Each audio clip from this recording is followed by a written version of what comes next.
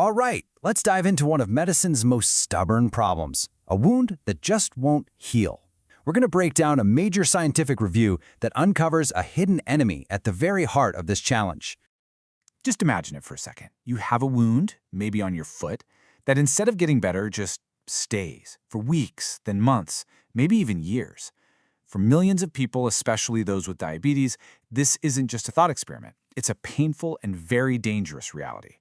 But what if the reason these wounds are so stubborn isn't just about the usual suspects like bad circulation or high blood sugar?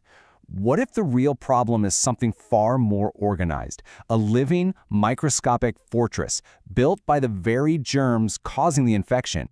So let's get specific here. We're talking about diabetic foot ulcers, or DFUs for short. And this isn't some minor issue. It's a massive and growing global health crisis. It's one of the most common and severe complications of diabetes. And the sheer scale of this problem is, well, it's staggering.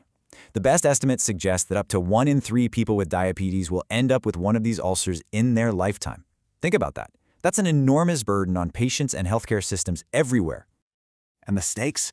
They could not be higher. Once a DFU gets infected, it transforms into a life-threatening emergency. The 5-year mortality rate can be as high as some forms of cancer. So this isn't just a fight to save a limb, it's a fight to save a life. So if these wounds are so incredibly dangerous, why are they so dang hard to treat? This new review points a finger at one primary suspect that's been hiding in plain sight. So let's go ahead and unmask the villain, the biofilm. So what in the world is a biofilm? Well, as you can see, it's not just a bunch of individual bacteria floating around. You got to think of it more like a well-organized city, a whole community of microbes that band together and build a protective slime shield. This shield makes them incredibly tough to kill, protecting them from our immune system and our best medicines. Let's peek inside this slime fortress. It's a mixed bag of inhabitants, bacteria, fungi, all working together. They build their fortress walls out of a sticky goo called the EPS matrix. This slime is like a physical barrier, making it nearly impossible for antibiotics or our own immune cells to break through. Their whole strategy is just to hold their ground and persist. And how common are these fortresses? Well, the research shows they are incredibly common. Studies found that over half, more than 50% of all the bacteria taken from these ulcers were capable of building biofilms. That means fighting biofilms isn't the exception, it's pretty much the norm. Now here's where it gets really alarming. When bacteria are huddled together inside a biofilm, they don't just resist antibiotics, they become masters at it. The review points to studies where over 90%, and in one case, almost 98% of these biofilm-forming bacteria were resistant to multiple drugs. Our standard antibiotics just bounce right off. And it's not just bacteria. The review shines a bright light on an accomplice we often miss, fungi. Using advanced DNA-detecting methods, researchers found fungi in about 1/3 of these ulcers. But get this, standard lab tests, they only caught them 9% of the time.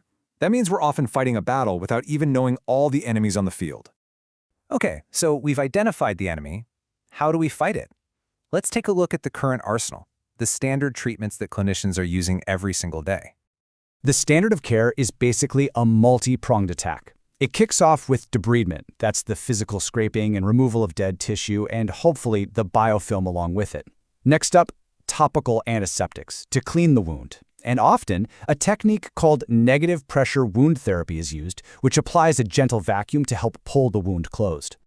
And science is constantly trying to fine-tune these steps. For instance, the review highlights a clinical trial that was basically a head-to-head showdown between 2 common antiseptics. And as you can see, there was a clear winner. Hypochlorous acid was just plain better at killing bacteria and promoting faster healing than the old-school povidone iodine. Now, these treatments absolutely help patients heal. There's no question about that. But this review asks a tougher, much more specific question. Are they actually effective at destroying the biofilm fortress itself? And the answer is, well, surprisingly, we don't really know. The authors found that while these treatments improve overall healing, the direct evidence that they're breaking down biofilms in patients is, and I'm quoting here, surprisingly thin. We just assume they work against biofilms, but we haven't really been proving it. This means we need a new generation of weapons, ones designed specifically to breach those fortress walls. And the good news is, the labs are absolutely buzzing with exciting new ideas. And the innovation here is incredible. I mean, we're seeing things like cold atmospheric plasma that can zap biofilms, antimicrobial peptides that act like nature's own microbe killers, and even smart dressings that can sense an infection and release medicine on demand. But, and this is a big but, for now, these breakthroughs are pretty much all in the lab, not yet in the clinic. And that brings us to the final and maybe the most important part of this whole story, bridging that massive gap between these amazing discoveries in the lab and the patients who so desperately need them. To really get a sense of the challenge, look at the process for this review. The researchers started with 600 studies. As you can see from this diagram, after they filtered for only the highest quality evidence on this very specific topic, they were left with just 25. That funnel shows just how little we actually know from clinical trials. And this brings us right to the powerful final verdict from the paper's authors. They conclude that despite all we know about biofilms, the direct, quantified anti-biofilm effects in patients remain insufficiently documented. In other words, we think we're fighting biofilms, but we aren't actually proving it. So what's the big takeaway here? It's actually pretty clear. It is no longer enough for a treatment to just show general wound healing. Future clinical trials have to be designed to specifically measure their effect on the biofilm. We need to quantify it, see it, and prove that the fortress is actually coming down. Which leaves us with the ultimate question. We see the enemy. We have promising new weapons on the drawing board. So how do we design the research needed to finally bring down these invisible fortresses and heal these unhealing wounds? That is the next great challenge for medical science.